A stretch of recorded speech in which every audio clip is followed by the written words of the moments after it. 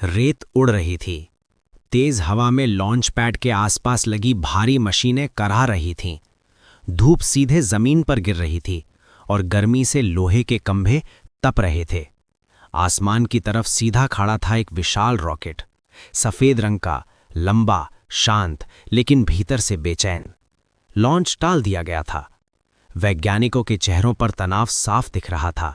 किसी के हाथ में टैबलेट था, किसी के हाथ में फाइलें। कंट्रोल रूम से लेकर जमीन तक एक ही बात गूंज रही थी, सिस्टम रिस्पॉन्ड नहीं कर रहा। उसी भीड़ से थोड़ा अलग धूल में सना हुआ एक बच्चा खड़ा था, फटे कपड़े, उलझे बाल, नंगे पैर। उसकी आंखें किसी स्क्रीन पर नहीं थीं, उसकी नज़र सीधे रॉकेट पर टिकी थी। मानो वो उसे पढ़ रहा हो, मानो वो उसकी भाषा समझता हो। अचानक उसने हाथ उठाया और उस भारी, घमंडी, ताकतवर माहौल में एक पतली सी आवाज़ गूंजी। मैं इस रॉकेट को ठीक कर दूंगा सर, आप मेरी बहन का इलाज करवा देना। पहले कुछ सेकंड सन्नाटा रहा, फिर ठहाके। किसी ने सीटी मारी, किसी ने कहा, देखो ये भी इंजीनियर है। एक बुजुर्ग वैज्ञानिक आगे बढ़े, सफेद कोट, चश्मा और आवाज में वर्षों का अहंकार। उन्होंने उंगली उठाकर कहा, तेरी इतनी औकात नहीं है। वो शब्द हवा में नहीं गिरे, वे सीधे उस बच्चे के सीने में धंस गए। लेकिन बच्चा रोया नहीं, उसने नजर नहीं झुकाई। उसका नाम था आरव, उम्र सिर्फ 12 साल। लॉन्च सेंटर से कुछ किलोमीटर दूर शहर की आखिरी सीमा पर एक बस्ती थी। वहां पक्की सड़कें नहीं थीं, नालियां खुली थीं और छतें अक्सर टपकती थीं। उसी बस्ती के आखिरी कोने में थी एक झोपड़ी, कच्ची दीवारें, टीन की छत और भीतर 2 जिंदगियां। एक थी आरव, दूसरी उसकी छोटी बहन मीरा। मीरा 9 साल की थी, लेकिन बीमारी ने उसे कमजोर बना दिया था। उसकी त्वचा पीली रहती, सांसें जल्दी थक जाती।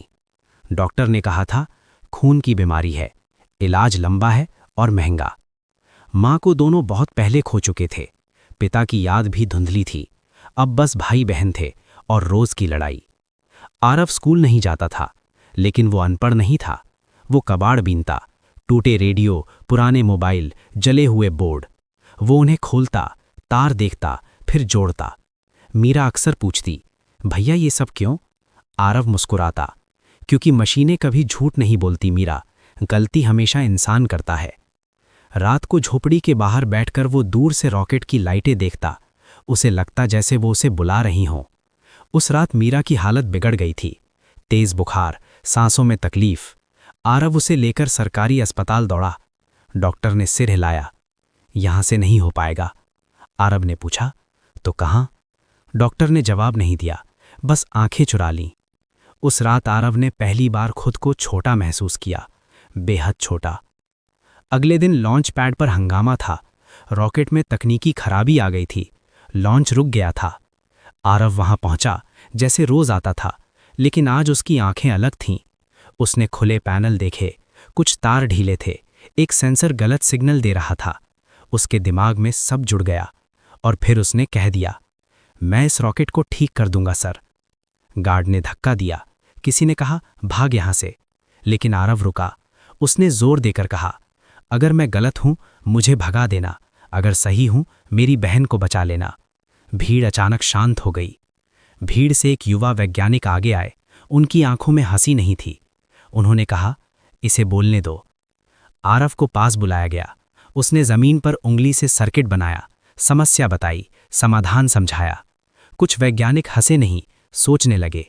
जांच हुई, टेस्ट हुआ और सच्चाई सामने आ गई। रॉकेट ठीक हो गया। वही बुजुर्ग वैज्ञानिक आगे आए जिनकी उंगली उठी थी। अब उनकी आवाज धीमी थी, बेटा माफ कर दो। आरव ने कुछ नहीं कहा, बस पूछा, मेरी बहन?